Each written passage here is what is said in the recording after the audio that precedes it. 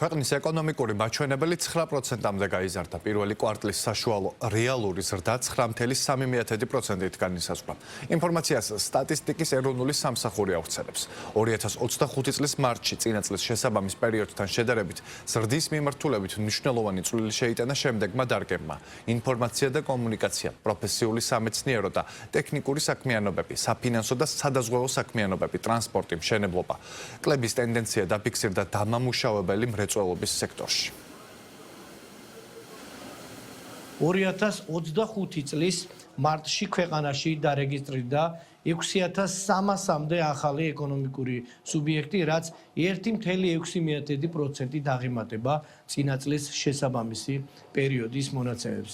ზრდას განაპირობებს როგორც ადგილობრივი, ისე უცხოური ინდმეწარმეების რეგისტრაციის მონაცემები.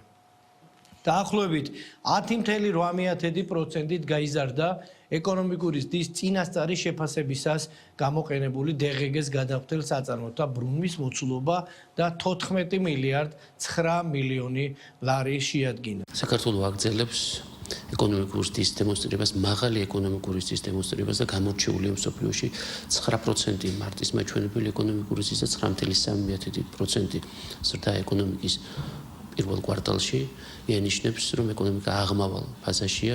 შარშანდელი 9.4%-იანი ზრდის შემდგომ ასეთი მაღალი მაჩვენებლის დაფიქსირება ჩვენ გვაძლევს რეალურ წარმოდგენას იმისას, რომ საქართველოში წელსაც მაღალი ეკონომიკური ზრდა იქნება.